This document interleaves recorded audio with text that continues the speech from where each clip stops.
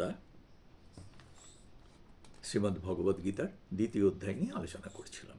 এর আগের পর্বে আমরা ৬৬ নম্বর শ্লোক পর্যন্ত আলোচনা করছি। দ্বিতীয় অধ্যায় ৬৬ নম্বর শ্লোক সাংখ্যযোগে। সেই ৬৬ নম্বর শ্লোকে ভগবান অর্জুনকে কি বলেছেন, উনি স্টেপ বাই স্টেপ বর্ণনা করছেন কি করে প্রসন্নতাকে আমরা ধরে রাখতে পারি, প্রসন্নতা থেকে কিভাবে বুদ্ধি, স্থির বুদ্ধি আসে, স্থির বুদ্ধি থেকে আস্তিক চেতনা আসে, আমাদের মধ্যে ঈশ্বর ভাবনা, পবিত্র চেতনা আসে, পবিত্র চেতনা থেকে আমাদের মধ্যে শান্তি আসে, সেই শান্তি থেকে আমরা গভীরতম আনন্দ উপলব্ধি করতে পারি, সেইটা বলেছেন। আজকে আমরা তার পরের শ্লোকটা থেকে বলবো। পরের শ্লোকটায় ভগবান শ্রীকৃষ্ণ অর্জুনকে বলছেন, ইন্দ্রিয়াণাং হি চরতাং ইয়ন মনো অনুবিধীয়তে তদস্য হরতি প্রজ্ঞাং বায়ুর্নাবম ইবাম্ভসি। বলছেন ইন্দ্রিয়াণাং হি চরতাং ইয়ন মনো অনুবিধীয়তে, এই সমস্ত যে আমাদের 5টি ইন্দ্রিয়, আমাদের স্পর্শ সুখ, দর্শন সুখ, শ্রবণ সুখ, আমাদের স্বাদের সুখ, গন্ধের সুখ ইত্যাদি যে 5টি এই ইন্দ্রিয়, বহির্মুখী 5টি ইন্দ্রিয়, বলছেন এই 5টি ইন্দ্রিয়র ভেতরে যৎ মনঃ অনুবিধীয়তে, যেটিকে মন একটু বেশি অনুসরণ করে, তার কি হয়? এমন না যে একজন মানুষের এই 5টি ইন্দ্রিয়ের দিকেই প্রবল আকর্ষণ থাকে। সাধারণত আমরা সকলেই যারা প্রজ্ঞাবান ব্যক্তি, বুদ্ধিমান ব্যক্তি, জ্ঞানী মানুষ, তারা ইন্দ্রিয়গুলিকে নিয়ন্ত্রণ করার চেষ্টাই করেন সবাই। কিন্তু চেষ্টা করতে গিয়ে আমাদের কি হয়, কোনো কোনো সময় আমরা একটি দুটি ইন্দ্রিয়কে কিছু ইন্ডালজেন্সি, প্রশ্রয় দেই। তা ভগবান বলছেন ইন্দ্রিয়াণাং হি চরত, ইন্দ্রিয়াণাং, এই ইন্দ্রিয়গুলির মধ্যে যৎ মনঃ অনুবিধীয়তে, যেটিকে মন বেশি অনুসরণ করে, তাহলে কি হয়? বলছেন তদস্য হরতি প্রজ্ঞাং বায়ুর নাবম ইবাম্ভসি। বলছেন বায়ুর নাবম ইবাম্ভসি।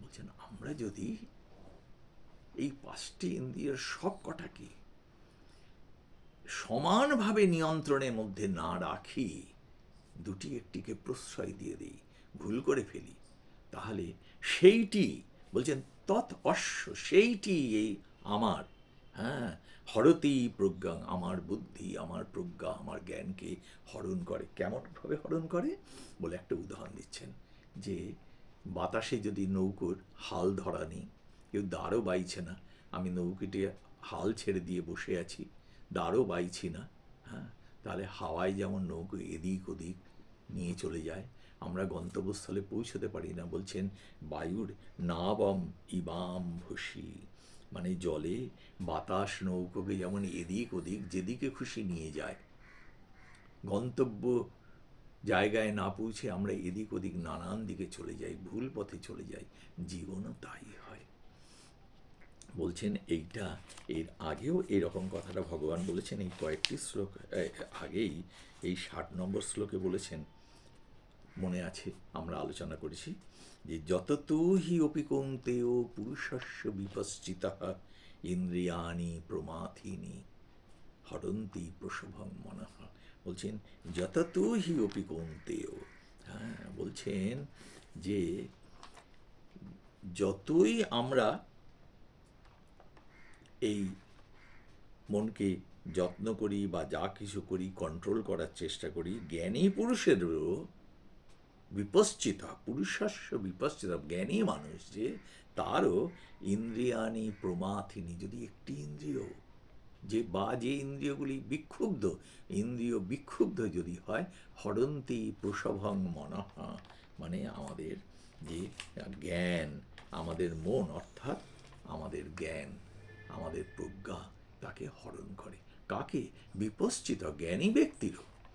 মানে ইন্দ্রিয়কে যদি আমরা প্রশ্রয় দেই, প্রমাথিনী, বিক্ষুব্ধ ইন্দ্রিয়, সেই কথাটি ভগবান এবারে আবার বলছেন, রিপিট করছে। ভগবান সমগ্র গীতাতে অনেক মূল্যবান কথা একাধিকবার বিভিন্ন আঙ্গিক থেকে বলেছেন, যাতে আমরা সঠিকভাবে তাকে গুরুত্ব দিয়ে নিজের জীবনে তা আমরা পর্যবসিত করতে, নিজের জীবনে তাকে অনুসরণ করতে পারি।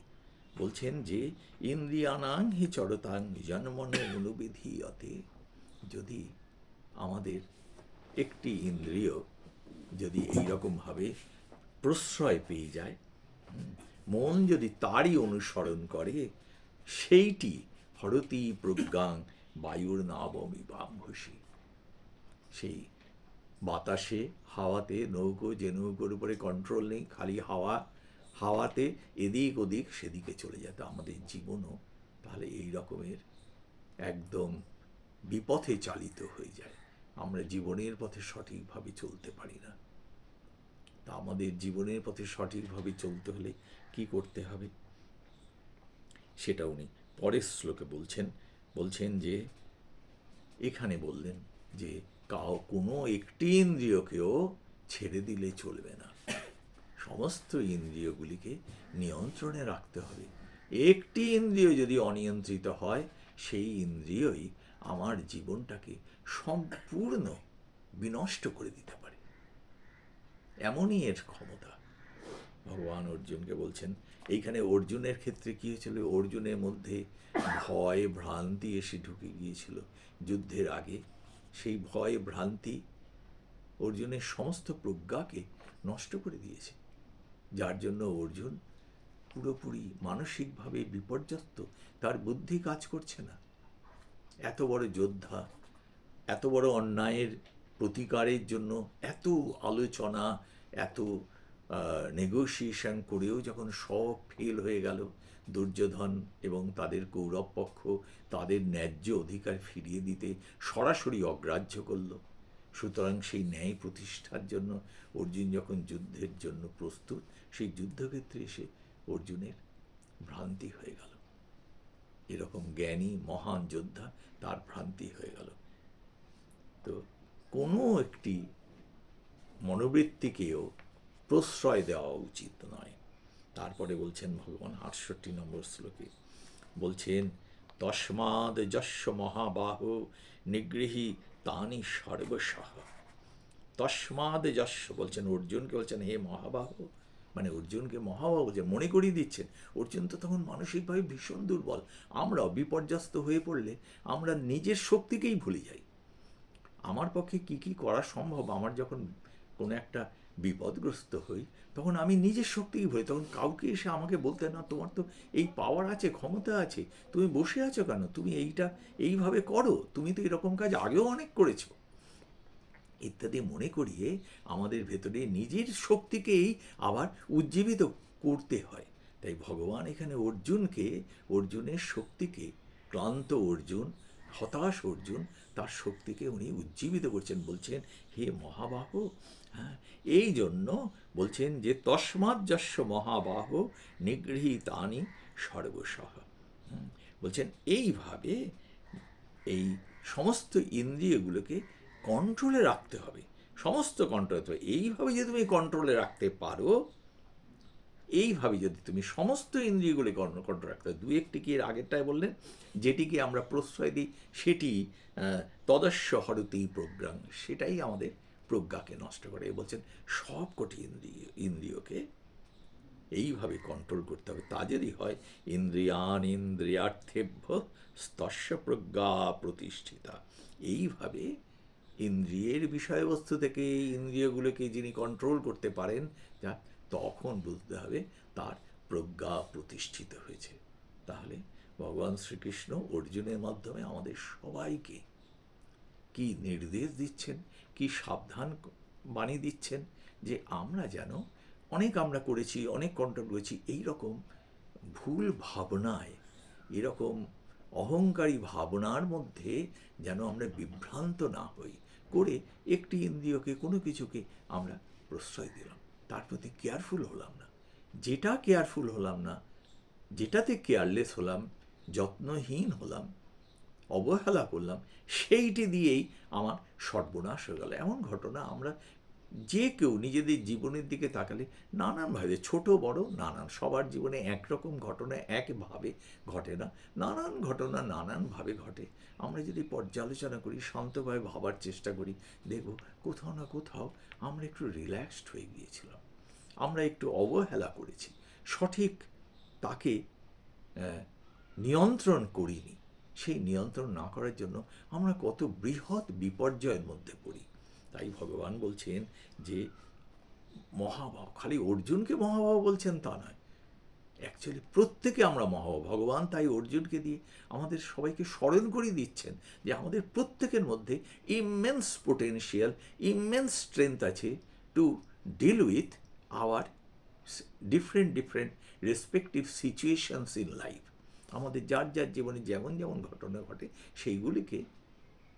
সেইগুলিকে ট্যাকল করা, সেইগুলিকে নিয়ন্ত্রণ করা, হ্যাঁ, তার মুখোমুখি হওয়ার, তাকে আমাদের কার্যোপযোগী করার মতো ক্ষমতা প্রত্যেকের মধ্যে আছে। সেটাকে স্মরণ করেই বলছেন যে আসলে তোমরা সবাই মহাবাহ, আমরা সবাই মহাবাহ। বলছেন যে আমরা যেন এই রকমভাবে সমস্ত ইন্দ্রিয়গুলিকে কন্ট্রোলে রাখি। হ্যাঁ, বলছেন তা যদি করতে পারি, কোনো কিছুকেই যেন আমরা অবহেলা না করি, কোনো একটি দিকেও অবহেলা না করি। জীবনটা একটা কম্প্যাক্ট জিনিস, এই একটা যেন গাড়ির মতো অজস্র যন্ত্রাংশ সব ঠিক ঠিক ঠিক ঠিক কাজ করছে, তবে যেমন গাড়িটা ভালো চলে। জীবনও তাই, আমাদের চারিদিকের অজস্র আমাদের এই ইন্দ্রিয়গুলির বহির্মুখীনতা রয়েছে, সেইগুলিকে যদি সব কটিকে ঠিক মতো নিয়ন্ত্রণ করি, তাহলে কি হয়? বলছেন তস্য প্রজ্ঞা প্রতিষ্ঠিতা। প্রজ্ঞা মানে হলো জ্ঞান, প্র্যাকটিক্যাল জ্ঞান, যে জ্ঞানকে আমি ফলিত জ্ঞান, যে জ্ঞানকে আমি আমাদের প্রতিদিনের কার্যে, কর্মে, চিন্তায়, বাক্যে পর্যবসিত হচ্ছি, রিফ্লেক্ট করছি, কার্যে কর্মের মধ্যে সেই জ্ঞানকে আমি ট্রান্সলেট করছি। তো এই হচ্ছেন প্রজ্ঞা।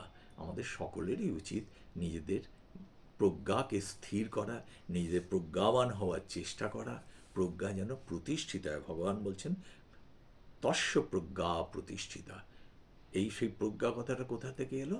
কারণ অর্জুন ভগবানকে প্রশ্ন করেছিলেন স্থিতপ্রজ্ঞকে, অর্থাৎ কার ভেতরে সেই জ্ঞান, সেই বুদ্ধি স্থির হয়েছে, যে বুদ্ধি দিয়ে সে জীবনের প্রতিটি কার্যকে সঠিকভাবে পারফর্ম করতে পারে, সঠিকভাবে করতে পারে। ভগবান তাই বলছেন এখানে যে সমস্ত ইন্দ্রিয়গুলিকে সঠিকভাবে নিয়ন্ত্রণ রাখতে হবে, কাউকে যেন আমরা কখনো অবহেলা না করি কোনো দিকে, আমাদের মধ্যে যেন অহংকার না আসে, না I am in control of everything, না, খেয়াল রাখতে হবে। হ্যাঁ, শান্ত বুদ্ধি, এই আগের পর্যায়ে আমরা আলোচনা করেছিলাম, নাস্তি বুদ্ধি রযুক্তস্য নচা যুক্তস্য ভাবনা। প্রসন্ন চেতসে, প্রসন্নতা থাকলে সেই বুদ্ধি স্থির হবে। সেই বুদ্ধি থাকলে কি হয়? আমরা সেই ঈশ্বর চেতনা, প্রশান্ত পবিত্র চেতনার সঙ্গে যুক্ত হতে পারি। সেই পবিত্র চেতনার সঙ্গে যুক্ত হলে শান্তি অনুভব করি, শান্তি থেকে আনন্দ। কিন্তু সেটা আসবে কোথায়? ওই বুদ্ধি যদি ঠিক থাকে, তাহলে আমরা এই ইন্দ্রিয়গুলিকে, সমস্ত ইন্দ্রিয়গুলিকে সদা সর্বদা, একদম পেটিয়েস্ট ম্যাটার, কোনো কিছু ছোট বলে আমরা যেন অবহেলা না করি, প্রতিটি ব্যাপারে যেন আমাদের সঠিক বুদ্ধি প্রয়োগ করে আমরা তাকে কন্ট্রোল রাখি। আত্মবশ্যের বিধে আত্মা প্রসাদম অধিগচ্ছতি। আত্মবশ্যে আমাদের নিজের আত্মাকে, নিজের মনের এই বহির্মুখী সমস্ত প্রবৃত্তিগুলিকে আমরা যেন নিয়ন্ত্রণে রাখতে পারি। নিয়ন্ত্রণে রাখলে কি হবে? তাহলে আমাদের প্রত্যেকের প্রজ্ঞা প্রতিষ্ঠিত হবে। প্রজ্ঞা যদি প্রতিষ্ঠিত হয়, তাহলে আমাদের ব্যক্তিগত জীবন কল্যাণময়, শান্তিময়, আনন্দময় হবে, এবং আমাদের চারিদিকে যারা রয়েছেন তাদেরও জীবন শান্তিময়, আনন্দময়, কল্যাণময় হবে। আজ এই পর্যন্ত। পরের দিন আমরা এর পরের শ্লোক থেকে করব। আমরা দ্বিতীয় অধ্যায় প্রায় শেষ পর্যায়ে চলে এসেছি। এর পরের দিন আমরা 69 নম্বর, পরের পর্যায়ে 69 নম্বর শ্লোক থেকে বলবো। সেখানে ভগবান বলছেন যে প্রজ্ঞামানের জীবনচর্যা কেমন। কেন অর্জুন যে সেই যে প্রথমে প্রশ্ন করেছিলেন যে স্থিতপ্রজ্ঞস্য কা ভাষা স্থিতাধি কিং প্রভাষিত ইত্যাদি ইত্যাদি। এই যারা স্থিতপ্রজ্ঞ তাদের জীবনটা কেমন হয় সেইটাই পরের পর্যায়ে 69 নম্বর শ্লোকে বলছে। আমরা পরের পর্বে সেখান থেকে আলোচনা করবো। আজ এই পর্যন্ত।